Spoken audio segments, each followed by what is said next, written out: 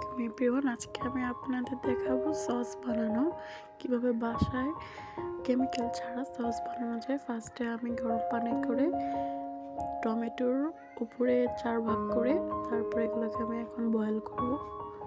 যখন খোসাটা উঠে যাবে, আর সাথে কিন্তু কাঁচামরিচও দিয়েছি, খোসাটা ফেলে তারপর আমি সুন্দর করে হাত দিয়ে ম্যাশ করে নেব। ব্লেন্ড করে নিছি। ভিতরে আমি কিন্তু সসের মধ্যে রসুন কুচিও দিয়েছি, একসাথে ব্লেন্ড করেছি। এখন তেলটা গরম হয়ে গেলে কাঠটা দিয়ে দিব, তারপর দিব মরিচ গুঁড়ো, টেস্টিং সল্ট পরিমাণ মতো দিবেন। সুন্দর করে মিশ্রণ করব, মিশাবো, তারপর স্বাদ মতো লবণ। এবার স্ট্রেনারে ছেঁকে নিব।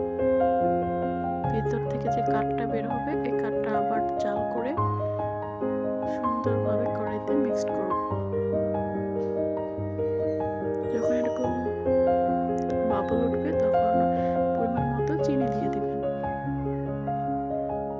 দেখেন কড়াইয়ের গা ছেড়ে ছেড়ে আসছে, তার মানে আমাদের সসটা ডান। এটা আরেকটা ভাবে আপনি পরীক্ষা করতে পারেন। একটা বাটিতে নেবেন, যখন দেখবেন সসটা মুভ করছে না তখন ভাববেন সসটা পারফেক্টলি ডান। এই তো আজকে বানালাম এই সস, টমেটো সস। কেমন লাগলো আপনাদের অবশ্যই জানাবেন। আসসালামু আলাইকুম।